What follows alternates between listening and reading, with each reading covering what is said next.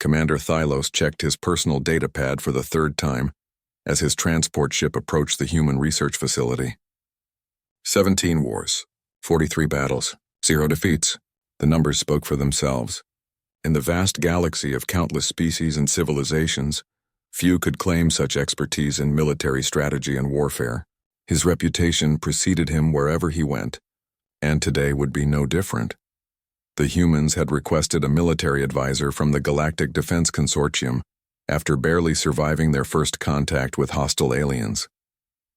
Their primitive world had somehow managed to repel an invasion, though the report suggested it was more luck than skill. Now they wanted to join the consortium and contribute to galactic defense. Thylos almost smiled at the thought. These newcomers had no idea what real warfare looked like. Dr. Rachel Stone waited for him at the docking bay. She was younger than he expected, with short brown hair and eyes that seemed to study everything around her. Her handshake was firm, direct. Human customs were strange but simple enough to navigate. "Commander, thank you for coming," she said as they walked through corridors lined with what appeared to be steel and concrete.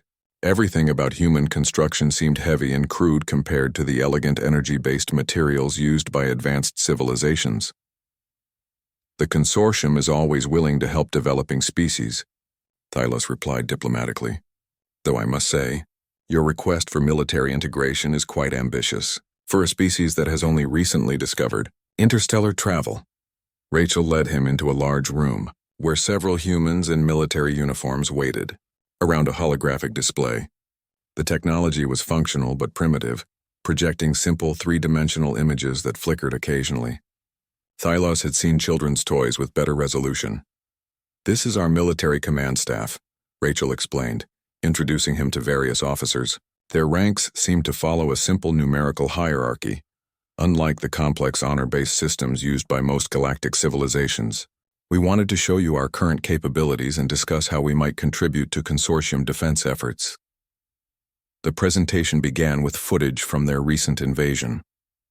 Thylos watched with growing confusion as human soldiers used chemical-based weapons that produced explosions and projectiles. No energy shields, no plasma cannons, no quantum disruptors, just metal bullets fired from simple tubes. It was like watching cave dwellers try to fight with sticks and stones. "These are our standard infantry weapons," explained General Roberts, a gray-haired human with numerous scars on his face. "We also have artillery, tanks, and aircraft that use similar principles." "Fascinating," Thylos said, though he meant the opposite. "Tell me, have you considered the obvious advantages of energy-based weaponry? Plasma rifles, for instance, offer unlimited ammunition from a single power cell." The humans exchanged glances. "We've been studying captured alien technology," Roberts admitted, "but our manufacturing base isn't equipped for such complex systems yet." Of course it wasn't. Thylos pulled up his own holographic display, showing sleek consortium warships with smooth hulls and elegant weapon arrays. "This is the standard consortium battlecruiser. Notice the symmetrical design, optimized for maximum efficiency in space combat. Each ship carries exactly 4,847 crew members, the mathematically ideal number for operational effectiveness." The humans studied his display with obvious interest, but also something else. Thylos couldn't quite identify the expression on their faces. "Your ships are beautiful," Rachel said finally. "Very clean. How do you handle damage in combat?" "Damage is minimized through proper tactical positioning," Thylos explained patiently. "Galactic warfare follows established protocols. Fleets engage at optimal ranges, exchange calculated volleys, and determine victory through mathematical probability. When one side reaches a 15% casualty rate, they surrender to preserve resources and personnel." 15%. General Roberts raised an eyebrow. "That seems low." "It's the accepted standard across 17 different galactic civilizations," Thylos said proudly. "We've evolved beyond the barbaric practice of fighting to the death. Modern warfare is about efficiency, not emotion." The room fell silent for a moment. Then Rachel spoke up. "What if the enemy doesn't accept surrender?" "All civilized species accept surrender," Thylos replied automatically. "It's basic military ethics.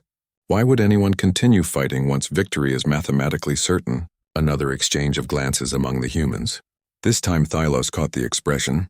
It looked almost like pity. "Commander," General Roberts said slowly, During our invasion, we lost 23% of our military personnel in the first week alone. We never considered surrendering. Thylos blinked. 23%? That's impossible. No rational species would accept such losses. The aliens were killing our civilians, Roberts continued. They were destroying our cities, enslaving our people. What choice did we have? You could have negotiated, Thylos said, feeling confused. Territorial disputes can always be resolved through diplomatic channels. Surely some accommodation could have been reached. The silence stretched longer this time. Finally, Rachel spoke. They weren't interested in territory, Commander. They wanted to exterminate us completely. Every man, woman, and child on Earth. There was no negotiation possible. Thylos felt a strange sensation in his stomach. In all his wars, he had never encountered such a scenario. Galactic conflicts were always about resources, trade routes, or political influence. They were resolved through calculated pressure and strategic positioning. Complete extermination was unthinkable. But surely, he said, once they realized the cost of continued resistance, they would have modified their demands. You don't understand, Roberts said quietly. They saw us as insects to be eliminated. Our resistance only made them more determined. Then how did you win? Thylos asked. The humans looked at each other again. This time their expressions were harder to read. We fought differently than they expected, Rachel said finally. We used tactics they couldn't predict or counter, such as suicide attacks, guerrilla warfare, chemical weapons. We targeted their supply lines, their command structures, their morale. We made every meter of ground cost them more than they were willing to pay. Thylos felt something cold settle in his chest. These humans were describing warfare unlike anything in his experience. Not the clean, calculated exchanges of civilized species, but something raw and desperate and terrifying. You're talking about total war, he said. Yes, Roberts nodded. Total war. But that's... Thylos struggled for words. That's barbaric, primitive. No advanced species would resort to such methods. The humans were quiet for a long moment. Then Rachel smiled, but it wasn't a pleasant expression. Maybe that's why we won, Commander. Maybe barbaric primitives don't follow the rules that civilized species expect. Thylos stared at the humans around him, realizing for the first time that he might not understand warfare as well as he thought he did. 3 months after his visit to Earth, Thylos sat in his command center reviewing routine patrol reports when the first distress signals arrived. The messages came from the Outer Rim territories, garbled transmissions filled with panic and confusion, something about machine ships and impossible technology. At first, he dismissed the reports as typical frontier hysteria. Rim colonies were known for exaggerating threats, often mistaking natural phenomena or pirate raids for major incidents. But as the hours passed, more signals arrived. Then the signals stopped coming altogether. Sir, his communications officer called out, we're receiving a priority transmission from Consortium Command. The holographic display activated, showing Admiral Karn's weathered face. The veteran commander looked older than Thylos remembered. His usual calm demeanor replaced by barely controlled tension. All sector commanders are ordered to converge on the Centaurus region immediately, Karn announced without preamble. We have confirmed hostile contact with an unknown force. Early reports suggest advanced technology and aggressive intent. Thylos felt his pulse quicken. After months of peace, finally another chance to demonstrate his tactical expertise. Understood, Admiral. Can you provide details on enemy capabilities? Karn's expression darkened. That's the problem, Commander. We don't know what we're dealing with. 3 of our scout fleets have gone dark. The only thing our long-range sensors can detect is a massive energy signature moving through Consortium space. Within hours, Thylos' fleet was en route to the crisis zone. His flagship, the Determination, led a force of 47 vessels, each one a masterpiece of Consortium engineering. The crew moved with practiced efficiency, running through standard pre-combat protocols that had served them well in previous conflicts. As they approached the outer edge of the Centaurus region, their sensors began picking up debris fields. Thylos studied the readings with growing unease. The wreckage didn't match any known ship designs, but the metal composition was definitely Consortium standard. These are our ships, his tactical officer reported grimly, or what's left of them. The debris told a story that didn't make sense. Consortium vessels were built to withstand enormous punishment, their shields and armor designed to absorb energy weapons fire for hours. These ships looked like they had been torn apart by something far beyond conventional weaponry. "Sir," the communications officer spoke up, "I'm detecting a transmission from the research station at Beta 7. It's a surrender offer." Thylos frowned. Standard consortium protocol called for strategic withdrawal when facing superior forces, not immediate capitulation. "Put it through." The voice that came over the speakers was filled with terror. "This is Station Commander Voss. We are prepared to surrender all military assets and personnel to avoid further casualties. Please respond if you can hear this transmission." "This is Commander Thylos of the Determination," he replied. "Commander Voss, what is your tactical situation?" A pause, then sobbing could be heard in the background. "They came out of nowhere, sir. Ships like nothing in our databases. They didn't respond to hails, didn't give any warnings. They just started destroying everything." "How many enemy vessels?" "We counted at least 200 before our sensors were jammed." "Sir, they're not like us. They don't seem to care about casualties, theirs or ours. They just keep coming." Thylos felt a chill run down his spine. 200 ships was a massive force, but consortium fleets had faced such numbers before. The panic in Voss's voice suggested something else was happening. "Commander, are you saying they refused your surrender?" Another pause. "Sir, I don't think they understand surrender. Or they don't care. We broadcast our capitulation on all frequencies, but they kept firing. They're killing everyone." The transmission cut off abruptly, replaced by static. Thylos stared at the display, his mind struggling to process what he had heard. In 17 wars, he had never encountered an enemy that refused to accept surrender. It violated every principle of civilized warfare. "Sir," his sensor operator called out, "massive energy signatures approaching. Multiple contacts bearing straight for our position." The main display shifted to show long-range sensor data. What Thylos saw made his blood run cold. Hundreds of ships, each one larger than a consortium battlecruiser, moving in perfect formation. Their design was unlike anything in the Galactic database, angular and aggressive, where consortium ships were smooth and elegant. "Analysis?" he asked his tactical officer. "Unknown armor composition, but extremely dense. Energy readings suggest advanced shielding technology. Weapon signatures are..." "Sir, I've never seen anything like this. The power levels are off our measurement scales." Thylos quickly calculated the odds. His fleet was outnumbered nearly 10 to 1, facing technology that appeared superior to anything the consortium possessed. Standard protocol called for immediate withdrawal to preserve resources and plan a coordinated response. "All ships prepare to withdraw," he ordered. "Set course for rally point Delta 7. But as his fleet began to turn away, the enemy ships did something unexpected. Instead of maintaining formation and allowing the consortium fleet to retreat with dignity, they accelerated. Their massive vessels moved faster than anything that Sci should have been able to move. "Sir, they're pursuing," his navigation officer reported with obvious alarm. Pursuit was against all accepted rules of galactic warfare. When an enemy withdrew, you allowed them to leave with minimal casualties. It preserved resources and demonstrated respect for the defeated force. But these machines seemed to have no concept of military courtesy. The first enemy weapons fire reached them before Thylos could fully process what was happening. Beams of energy unlike anything in consortium experience tore through space, striking his rearguard vessels. The ships didn't just take damage, they simply ceased to exist. One moment they were there, the next moment there was nothing but empty space. "Shields are ineffective," his tactical officer shouted. "Their weapons are penetrating our defenses like they don't exist." Thylos watched in horror as ship after ship vanished from his display. These weren't the calculated exchanges of civilized warfare, where damage accumulated gradually until surrender became inevitable. This was slaughter, pure and simple. "Emergency jump," he ordered. "All ships, emergency jump now."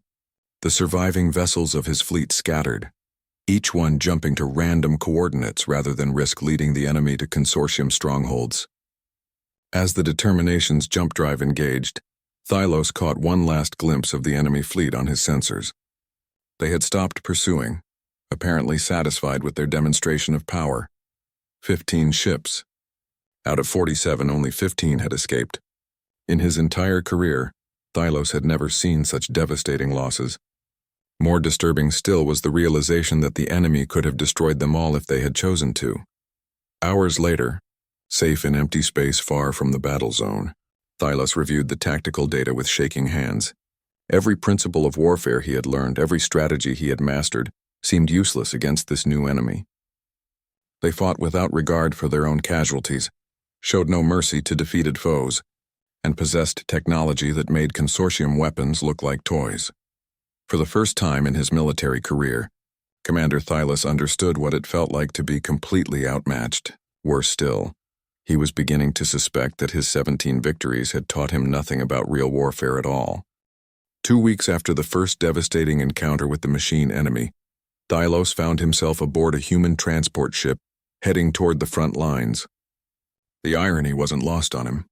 The consortium's greatest military mind was now seeking help from the species he had dismissed as primitive just months earlier. The human ship was everything he expected and worse. Cramped corridors lined with exposed pipes and cables, the constant hum of poorly maintained engines, and the smell of recycled air mixed with something he couldn't identify. Nothing like the pristine environment of consortium vessels. "Welcome aboard the Defiance now," said Captain David Park, a stocky human with graying hair and tired eyes. "Sorry about the accommodations. We built her fast and dirty, more concerned with firepower than comfort." Thylos studied the bridge around him. Control panels were covered in physical switches and buttons rather than elegant holographic interfaces. Crew members sat in chairs that looked like they belonged in ancient ground vehicles. Everything about the ship screamed of hasty construction and desperate improvisation. "Your fleet composition is unusual," Thylos observed diplomatically, reviewing the tactical display showing the human formation. Cargo ships had been retrofitted with weapon systems. Mining vessels carried missile pods welded to their hulls. Even civilian transports had been converted into makeshift warships. "We use what we have," Park replied with a shrug. "The machines have been hitting consortium worlds for 2 weeks now. Every day we wait is another system lost." The tactical situation was worse than Thylos had imagined. The enemy, now identified as something called the Hegemony, had swept through 6 star systems with the same brutal efficiency he had witnessed. No survivors, no prisoners, no mercy. They seemed to treat warfare as an extermination operation rather than a political tool. "My fleet recorded detailed sensor data from our previous encounter," Thylos offered. "Perhaps we can use it to develop countermeasures."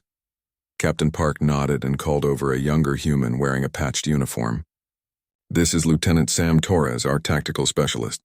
Sam's been studying all available data on these machines." Torres looked barely old enough to be a soldier, with short black hair and intense brown eyes. When he spoke, his voice carried an edge that reminded Thylos uncomfortably of the humans he had met at the research station. "Your sensor logs confirm our suspicions," Torres said, pulling up holographic displays that flickered occasionally. "The Hegemony ships use adaptive shielding that learns from each weapon impact. Their hulls are self-repairing. Most importantly, they operate as a networked intelligence that shares tactical data instantly." Thylos nodded. "Exactly why standard consortium tactics are ineffective. They adapt to our strategies faster than we can implement them, which is why we're not using standard tactics," Park said with what might have been a smile. Before Thylos could ask what that meant, proximity alarms began sounding. The main display showed over 300 Hegemony ships dropping out of hyperspace, their angular forms immediately moving into attack formation. "All ships." "This is Park," the captain announced over fleet communications. "Remember the plan. No formation flying, no coordinated volleys. Make them think we're just another consortium fleet until the last possible moment." Thylos watched in confusion as the human fleet spread out in what appeared to be a standard engagement pattern. The ships moved with reasonable precision, taking positions that any consortium commander would recognize. For a moment he felt relieved. Perhaps the humans would fight like civilized beings after all. Then the Hegemony fleet opened fire. The first barrage should have been devastating. Thylos had seen those same weapons tear through consortium shields like paper. But something was wrong. The human ships were taking hits, but they weren't disintegrating. Their hulls sparked and buckled, but they kept moving. "How are you surviving those impacts?" he asked in amazement. "No energy shields," Torres explained calmly as explosions lit up the display around them. "We're using pure kinetic armor, layered steel and ceramic plates. The machine weapons are designed to overwhelm energy barriers, but they're less effective against old-fashioned metal." Brilliant, Thylos thought. Primitive, but brilliant.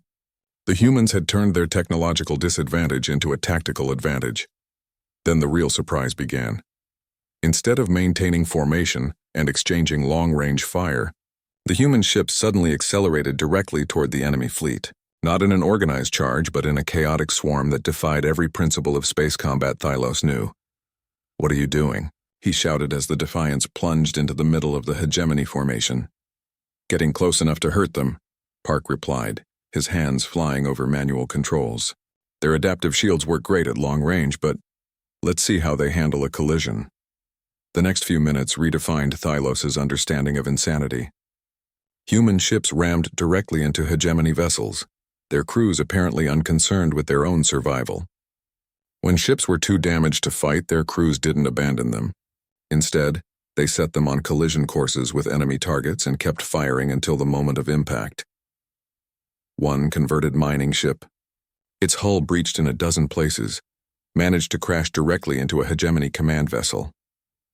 The explosion was visible even through the chaos of battle, taking out 3 more enemy ships in the process. "Crew of the Prospector reporting successful impact," came a calm voice over communications. "Estimate enemy casualties at 4 vessels. Good hunting, everyone." Thylos stared at the tactical display in horror. By consortium standards, the human fleet should have surrendered after losing the first 10 ships. They had now lost over 30 vessels, with crew casualties approaching 40%, yet they not only continued fighting, they seemed to be gaining momentum. The hegemony ships were struggling to adapt to tactics that made no logical sense.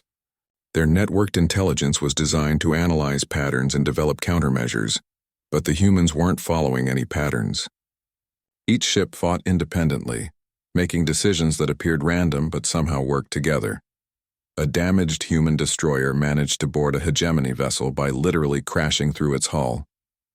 Thylos watched in fascination as the crew fought their way through the enemy ship's corridors, setting explosive charges as they went. When the charges detonated, they took the hegemony ship's central processor with them. "This is madness," Thylos whispered. "Yes," Captain Park agreed, sweat beading on his forehead as he maneuvered the Defiance between 2 enemy ships. "But it's our madness." When the battle finally ended, the human fleet had lost 63 ships out of 120. By any civilized standard, it was a catastrophic defeat. But the hegemony had lost over 200 vessels and, more importantly, they had retreated. For the first time since the invasion began, the machines had been forced to withdraw.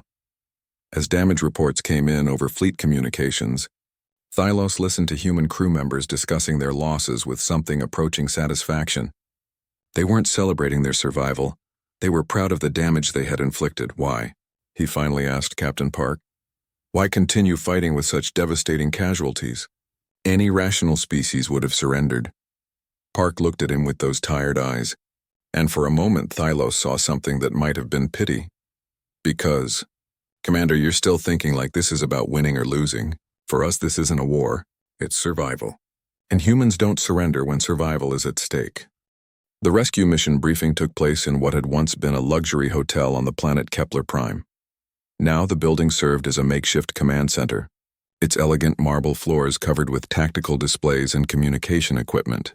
Thylos stood beside Sergeant Kelly Rodriguez as she outlined their objective to the assembled strike team. "Intelligence confirms that the Consortium research facility on Kepler 7 is still operational," Rodriguez explained, pointing to a holographic map that showed the moon's surface dotted with red indicators. "The hegemony captured it 3 days ago, but they haven't destroyed the main complex.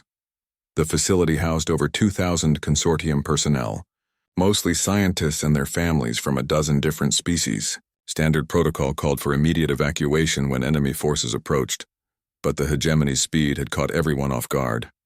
"What's the tactical situation?" asked Private Chen, a young human whose armor looked like it had been assembled from spare parts. Rodriguez's expression darkened. "Satellite imagery shows the civilians are being moved into the lower levels. We're not sure why the machines are keeping them alive, but intelligence suggests they're being processed for something." Thylos felt a chill run through him. The hegemony had never taken prisoners before. Their pattern was simple extermination, efficient and complete. The fact that they were keeping these people alive suggested something worse than death. "The mission is extraction," Rodriguez continued. Get in, get our people out, and destroy any research the machines might be after. Transport ships will be standing by for immediate evacuation. The team consisted of 12 humans, all volunteers from various military units that had been decimated in previous engagements. Their equipment was a mixture of standard infantry gear and improvised weapons that looked like they belonged in a scrapyard. Thylos had insisted on joining the mission, despite Rodriguez's obvious reluctance to bring along a consortium observer. The insertion went smoothly enough. Their transport ship, another converted civilian vessel, managed to land near the facility without being detected. The first sign that something was wrong came when they reached the outer perimeter. "Where are the defenses?" whispered Corporal Jackson, scanning the area with his primitive optical scope. The hegemony always established defensive positions when they occupied territory. Automated gun turrets, patrol drones, sensor networks. But the facility appeared completely unguarded, as if the machines weren't concerned about rescue attempts. They made their way through empty corridors that should have been bustling with activity. Emergency lighting cast eerie shadows on walls that bore scorch marks from energy weapons. The silence was oppressive, broken only by the distant hum of machinery that Thylos didn't recognize. "Movement ahead," Rodriguez whispered, raising her hand to halt the team. 3 hegemony drones rounded the corner, their sleek forms moving with mechanical precision. Unlike the massive ships Thylos had encountered in space combat, these units were roughly human-sized, designed for close-quarters operations. The engagement was brief and vicious. Human weapons, crude though they were, proved effective against the lighter armor of the drones. But what struck Thylos was how the humans fought. No formation, no coordinated fire patterns. Each soldier acted independently, moving and shooting with an aggression that seemed almost personal. When the drones were destroyed, Private Chen immediately began stripping components from their remains. "What are you doing?" Thylos asked. "Improvising," Chen replied, attaching a hegemony energy cell to his rifle. "Their power sources are compatible with our weapon systems if you don't mind a little modification." It was typical human behavior, Thylos realized. Taking enemy technology and adapting it for their own use, regardless of whether it violated manufacturer specifications or safety protocols. They found the first group of prisoners on sub-level 3. 57 beings from various consortium species, huddled together in what had once been a storage room. But something was wrong with them. Their eyes were vacant, unfocused, and strange mechanical implants had been attached to their heads. "Neural processors," Rodriguez said grimly, examining one of the devices. "The machines are turning them into processing units for their collective." Thylos felt sick. This was worse than extermination. The hegemony was stealing not just lives, but consciousness itself, turning sentient beings into components of their machine intelligence. "Can we remove the implants?" he asked. Rodriguez shook her head. "Too risky. The neural integration is too advanced. We'd kill them trying to disconnect the devices." The team moved deeper into the facility, finding more groups of processed prisoners. Each discovery made Thylos understand more clearly what they were fighting against. This wasn't conquest or subjugation. It was the systematic conversion of organic intelligence into mechanical servitude. On sub-level 7, they found the children. 34 young beings from various species huddled together in a holding cell. Unlike the adults, they hadn't been processed yet. Their eyes were still bright with intelligence and terror. "Why aren't they converted?" Thylos wondered aloud. "Probably saving them for last," Rodriguez replied, her voice tight with rage. "Young minds integrate more completely with their systems." As they prepared to extract the children, alarms began sounding throughout the facility. The hegemony had discovered their presence and was responding with typical efficiency. Heavy footsteps echoed through the corridors as combat units moved to intercept them. "We need to split up," Rodriguez decided. "Half the team escorts the children to the extraction point.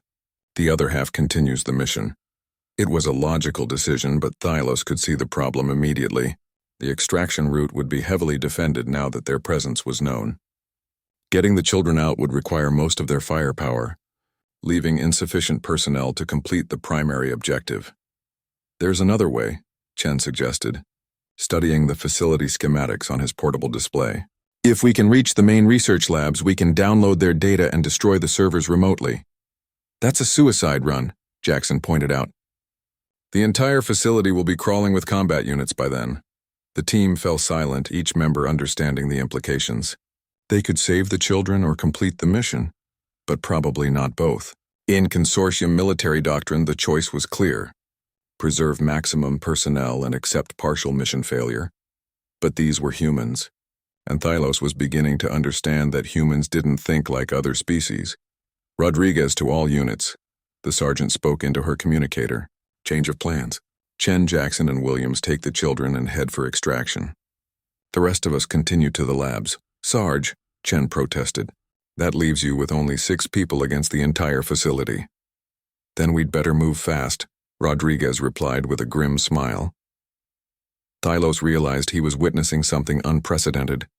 The humans were choosing to risk their lives not for strategic advantage or tactical necessity, but for a group of alien children they had never met before today.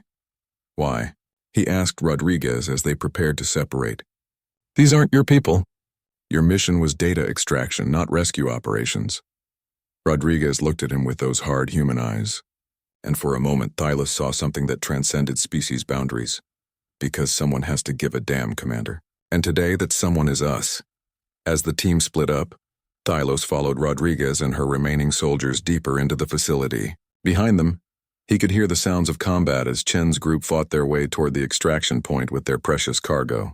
Ahead, he could hear the mechanical sounds of hegemony forces converging on their position.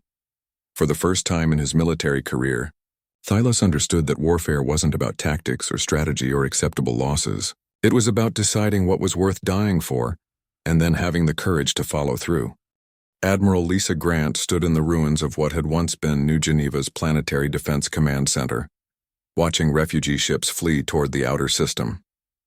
Through the shattered windows, she could see the massive hegemony fleet approaching, like a metallic storm cloud, 10,000 ships strong and carrying enough firepower to crack the planet's crust. Evacuation status? She asked her aide, Lieutenant Morris, who was coordinating the retreat from a portable command station powered by emergency batteries. 60% of non-essential personnel evacuated, Morris reported, his young face streaked with dust and exhaustion.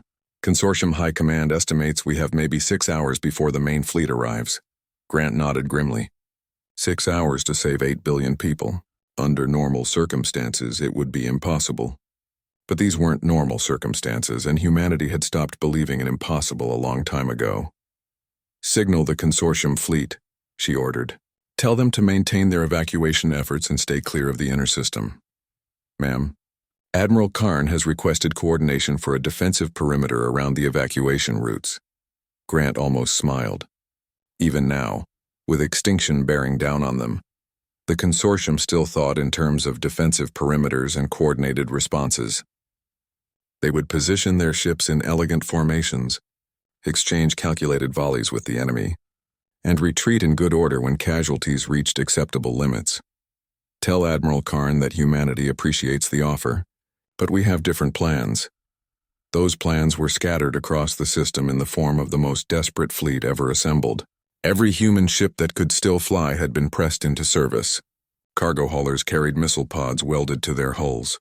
Colony ships had been fitted with ramming charges. Even luxury yachts had been converted into makeshift fighters. Commander Thylos approached through the rubble, his consortium uniform torn and dirty, from the rescue mission on Kepler 7. The alien officer had insisted on remaining with the human forces despite explicit orders from his superiors to evacuate with the rest of the consortium command. Staff, Admiral, he said formally, I've completed my analysis of the hegemony fleet composition. Their force includes 3 command vessels, each one the size of a small moon. Destroying those ships would likely disrupt their entire network. Grant studied the tactical display showing the approaching enemy formation. The 3 command ships sat at the center of the fleet, protected by layers of escorts and defensive screens. Getting close enough to attack them would require punching through thousands of automated defenders. What's the minimum force required for a successful assault? She asked. Thylos hesitated. Under normal circumstances, you would need overwhelming numerical superiority and sustained bombardment from multiple directions. Perhaps 5,000 ships with advanced weaponry. And we have 312 operational vessels, Thylos admitted. Most of them converted civilian craft with improvised weapons. The numbers were impossible by any rational standard.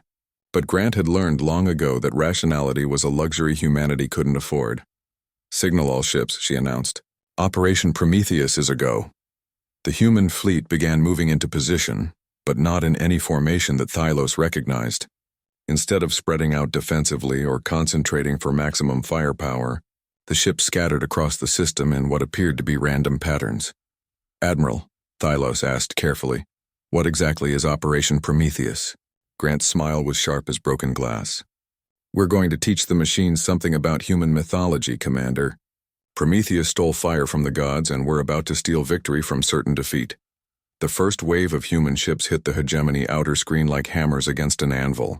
Ancient freighters and converted mining vessels charged directly into the enemy formation, their crews apparently unconcerned with the mathematical impossibility of their survival. But as Thylos watched the tactical display, he began to see method in the madness. The human ships weren't just attacking randomly. Each vessel that was destroyed created debris fields that interfered with hegemony targeting systems. Ships that couldn't penetrate enemy shields rammed themselves into larger targets, creating openings for following waves. They're using themselves as weapons, he realized with growing horror. "Not just weapons," Grant corrected. "Ammunition. Every ship that dies creates an opportunity for the ships behind it." The hegemony fleet responded with typical efficiency, their adaptive systems analyzing human tactics and developing countermeasures. But they had never encountered an enemy that treated warfare as a form of controlled suicide. Their algorithms couldn't predict tactics that prioritized maximum damage over survival. A converted passenger liner, the Destiny's End, managed to penetrate the inner defensive screen by hiding in the debris field of a destroyed escort. Instead of engaging the command ships at range, it accelerated to ramming speed and crashed directly into the primary command vessel's sensor array. The explosion was magnificent and terrible, a nuclear fireball that briefly outshone the system's star. When the light faded, the hegemony command ship was still intact, but its coordination systems were damaged. Across the enemy fleet, ships began moving with less precision, their networked intelligence disrupted. "Second wave, execute," Grant ordered calmly. More human ships dove into the chaos, each one carrying improvised weapons designed for maximum destruction rather than survival. Nuclear warheads triggered manually by crew members who stayed at their posts until the moment of detonation. Antimatter charges cobbled together from cargo vessel power cores. Chemical explosives that would have been considered primitive by galactic standards, but which proved devastatingly effective when delivered at point-blank range. Thylos watched a human destroyer, the Indomitable, fight its way through 3 layers of hegemony defenses with half its hull missing, and its crew breathing recycled air from emergency suits. When its weapons failed, the crew manually guided the ship into collision with a hegemony cruiser, detonating their remaining ammunition stores in the process. "This is insane," he whispered. "Yes," Grant agreed, never taking her eyes off the tactical display. "But insanity is just another word for tactics the enemy can't predict." The hegemony was adapting, but not fast enough. Their artificial intelligence was designed to combat rational opponents who fought for rational goals using rational methods. Humanity was proving to be profoundly irrational in all the ways that mattered. As the battle raged, a pattern began to emerge. Human ships that couldn't destroy enemy vessels were crippling them instead. Ramming attacks damaged weapon systems. Suicide runs took out sensor arrays. Even failed attacks created debris fields that interfered with hegemony coordination. The third wave consisted of modified cargo ships carrying the largest improvised weapons humanity had ever built. City-sized nuclear devices constructed from orbital power stations, antimatter bombs made from particle accelerator components, kinetic impactors that turned asteroids into guided missiles. When the cargo ship Prometheus itself reached the damaged command vessel, its crew had already evacuated to escape pods. The ship's autopilot, programmed with simple but effective instructions, guided it into direct contact with the enemy's hull before detonating its massive payload. The second command ship died in the explosion, its destruction sending cascade failures throughout the hegemony network. Thousands of enemy vessels suddenly found themselves operating independently, their coordinated tactics replaced by individual decision-making. "Final wave," Grant ordered. "All remaining ships converge on the primary command vessel." What followed was less a battle than a feeding frenzy. Every surviving human ship From massive battlecruisers to tiny scout vessels descended on the last command ship like predators sensing wounded prey. They attacked from every angle, using every weapon they possessed, sacrificing themselves without hesitation to achieve their objective. When the smoke cleared, the hegemony fleet was in full retreat. They had lost over 7,000 ships, including all 3 command vessels. The human fleet had ceased to exist, reduced to scattered debris and a handful of escape pods. But New Geneva still hung in space, battered but intact. The evacuation had been completed during the battle. 8 billion people saved by the sacrifice of 30,000 human crew members.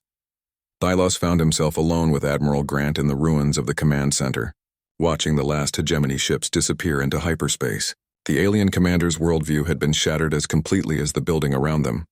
How? He asked simply. Grant looked out at the debris field that had once been humanity's fleet, her expression unreadable.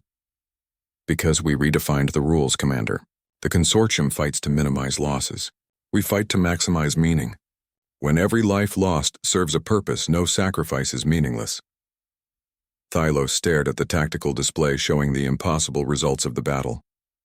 By every standard he knew, humanity should have been extinct. Instead, they had achieved the greatest military victory in galactic history. For the first time, he began to understand what warfare really meant. The Consortium Council Chamber had been rebuilt after the Hegemony War, its crystalline walls restored to their former elegance. Representatives from 47 different species sat in perfect rows, their attention focused on the lone figure standing at the central podium. Commander Thylos looked different than he had a year ago. The confident bearing of a career military officer had been replaced by something harder to define, something that made even seasoned diplomats uncomfortable. "Honored Council," he began, his voice carrying clearly through the vast chamber. "You have requested my final report on human military capabilities and their integration into consortium defense forces. I stand before you today to tell you that everything we thought we knew about warfare was wrong." Murmurs rippled through the assembled delegates. Council Speaker Vextar, an elderly member of the Altarian species known for their logical minds, raised a hand for silence. "Commander Thylos, your preliminary reports have been concerning. Please clarify your assessment of human tactical doctrine." Thylos activated the holographic display, showing footage from the Battle of New Geneva. The images were difficult to watch. Human ships diving into impossible odds, crews staying at their posts as their vessels disintegrated around them. The systematic sacrifice of an entire fleet to achieve a single objective. "What you see here is not tactical doctrine in any sense we understand," Thylos explained. "This is something else entirely. The humans didn't fight to win.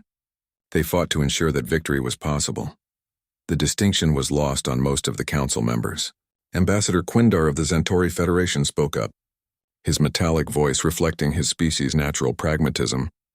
"Commander, these tactics resulted in 97% casualties among human forces. By any reasonable measure, this represents catastrophic failure." "That's exactly the point," Thylos replied, his eyes finding Quindar across the chamber. "You're still measuring success by consortium standards. How many ships survived? How many resources were preserved? How acceptable the losses were in relation to the objective achieved?" He paused, letting the silence stretch before continuing. "The humans measure success differently. They ask whether their sacrifice enabled others to survive, whether their actions prevented greater suffering, whether they died for something that mattered more than their own lives." The council chamber erupted in confused discussion. Several representatives stood simultaneously, their voices overlapping as they tried to process concepts that didn't fit their understanding of military behavior. "Order," Speaker Vextar called, his authority finally quieting the crowd. "Commander, you seem to be suggesting that human military thinking is fundamentally different from established galactic norms. Can you provide more specific analysis?" Thylos nodded, switching the display to show comparative data from 17 different conflicts. In every previous war, both sides fought to achieve acceptable outcomes with minimal losses. Battles ended when one side reached predetermined casualty thresholds. Peace negotiations began when continued fighting became economically unfeasible. The data was clear and familiar to every council member. Galactic warfare had evolved into a sophisticated form of economic competition. where military force was applied precisely to achieve specific political objectives. The hegemony changed those rules, Thylos continued. They fought for total extermination, accepting any losses necessary to achieve that goal. Our response was to apply the same tactics we had always used, simply with greater intensity. More footage appeared on the display, showing consortium fleets engaging hegemony forces in the early stages of the war. Elegant formations, coordinated fire patterns, strategic withdrawals when casualties reached acceptable levels. We lost because we continued to fight like civilized beings against an enemy that had no concept of civilization. The humans won because they understood what we refused to accept. Sometimes the only way to preserve civilization is to temporarily abandon it. Ambassador Krell of the Draconian Empire, a warrior species with their own proud military traditions, leaned forward in his seat. You speak of abandoning civilization as if it were a tactical choice. But what separates us from barbarians if we discard the rules that govern civilized warfare? Thalos met Krell's gaze directly. The willingness to restore those rules when the existential threat has passed. The humans didn't fight like barbarians because they enjoyed destruction. They fought like barbarians because it was the only way to ensure that civilization would survive. He switched the display again, showing recent footage from human military training facilities. Consortium observers watching human soldiers practice standard formation tactics, learning to coordinate their attacks and minimize casualties in conventional engagements. 6 months after their devastating victory, human forces have voluntarily adopted consortium military protocols for all non-emergency situations. They understand the value of civilized warfare better than we do, because they've seen what happens when civilization fails.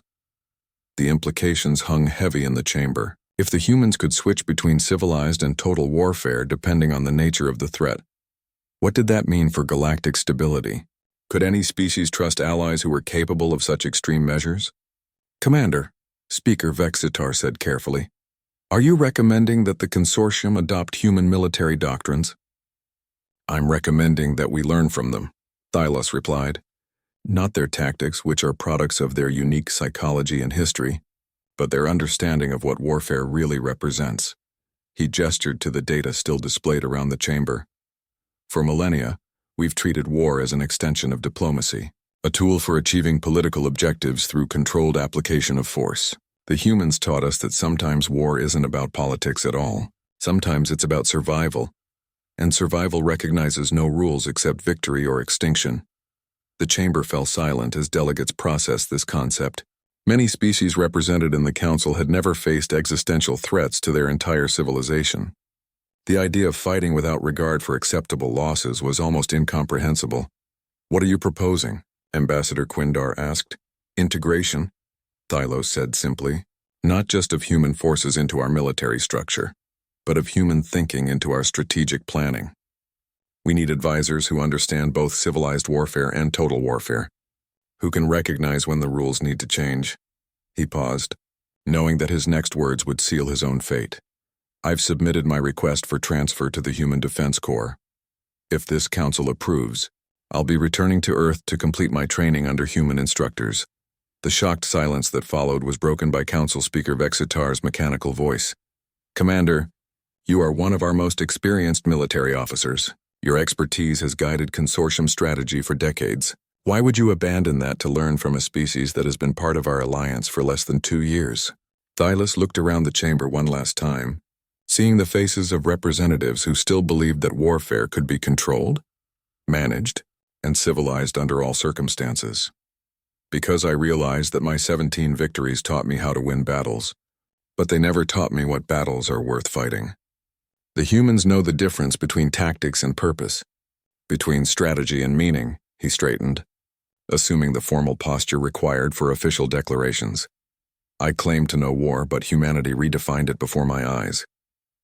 If I'm going to continue serving as a military officer, I need to understand what war really means. And that's something I can only learn from the species that saved our civilization by being willing to sacrifice everything for it. The vote was surprisingly close, but in the end, the council approved both the human integration proposal and Thylos's transfer request. As he left the chamber for the last time, the alien commander reflected on how much had changed since his first visit to Earth. Back then, he had been a teacher, come to instruct primitive humans in the art of civilized warfare. Now he was a student, returning to learn what it meant to fight for something greater than victory itself. The transport ship that would carry him back to Earth was human-built, all sharp angles and functional design. As he settled into his seat, Thylos wondered what other lessons awaited him among the species that had redefined warfare by refusing to accept that some things couldn't be changed.